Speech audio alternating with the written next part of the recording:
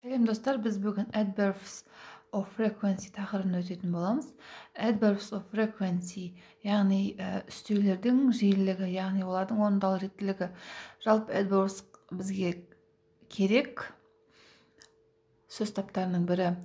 Бұл жерде бізге бұл adverbs of frequency әрекеттің қаншалықты орындалғандығын баяндау үшін қажет болады. Мысалы үшін always, usually, normally, frequently, sometimes, occasionally, seldom, rarely, and never үстеулері бізге көмекке келеді. Олардың орындалу жиілігі, орындалу реттілігін қарасақ, бірінші 100% always әрқашан, 90% орындалатын іс-әрекет usually әдетте, frequently мен often жиі деп аударылады. Sometimes кейде, occasionally анда-санда, seldom сирек, rarely өте сирек, never ешқашан, яғни 0% орындалатын іс-әрекеттер, мүлдем орындалмайтын іс-әрекеттер. Осылай біз бөліп аламыз. Осылай пирамида ретінде бөлсек те болады, басқаша түрде бөлсек те болады. Яғни осылар орындалу жиілігі. Іс-әрекеттердің, яғни істеуге қатысты, яғни олардың орындалу реттілігі. Мысалдарын қарасаңыздар, Sarah always goes out on Saturday evenings. Сара әрқашан сенбі күні кешке сыртқа шығады дейді.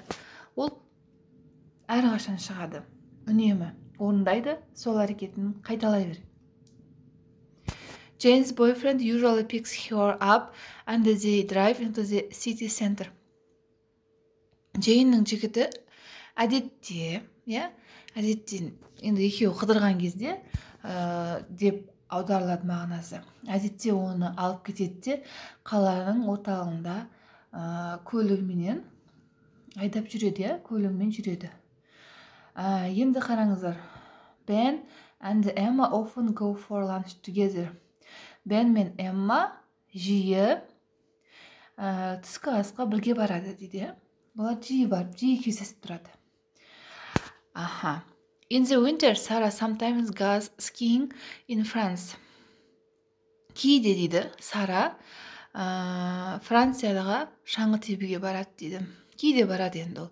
Енді адамдар шаңғы тебуге үнемі бара бермейді ғой.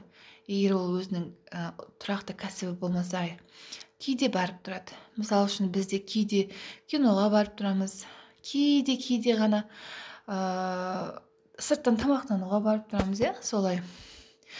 I occasionally go to bed late. Мен анда-санда кеш жататын әдетім бар, кеш жатамын дейді. Үнемі емес, кейде емес, анда-санда. Occasional'дың орындалу реттілігі бізде 30% ғана. Сондықтан 70% ол ерте жатса, 30%-ында, яғни анда-санда бір, мысал үшін 4-5 айда бір рет, немесе 3 айда бір рет ол кеш жатып қалуы мүмкін. My father seldom watches TV at night. Менің әкем теледидарды сирек көреді түнде, теледидарды сирек көреді. At night түнде. At night түнде сирек көреді дейді. Анда-санда, сирек, өте сирек. Анда-сандадан да өте ұзағырақ процесс. James and Stephen rarely go to the cinema in the summer because they prefer to stay outside. Джейм мен Степен өте сирек киноға барады. Себебі жазда барады, себебі олар сыртқа шығуды дұрыс көреді дейді. Жаздың күні сыртқа шығуға себеп болған ол олардың киноға баруы. Жақсы, түсінікті деп ойлаймын. Vegetarians never eat meat.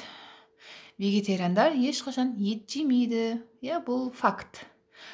Ешқашан ет жемейтін туралы факт. Дәл осылай достар,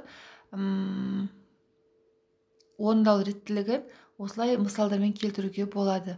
Өздеріңізде осыған қарап, не нәрсені қашан қалай істейтіндеріңізді жазып кетсеңіздер болады комментарияға. Ал енді мынау формуласы subject plus adverb plus main verb. Мысалы үшін қараңыздар.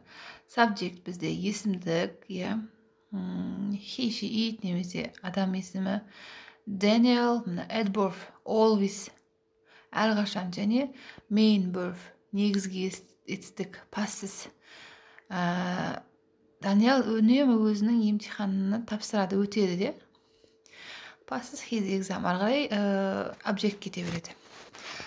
Екінші бір формуласы subject plus to be етістігі plus adverb. He subject is to be етістігі always. Adverb яғни істеу және happy. He is always happy. Ол үнемі бақытты. Осындай формуланы жасалады. Достар, білімдеріңіз арта берсін, үнемі оқу іздену үстінде болыңыздар, оқыған озады. Менің YouTube каналыма тіркеле кетіңіздер. Алдағы уақытта YouTube каналыма бұдан да жақсы ағылшын тілінің видеолар шығатын болады. Сау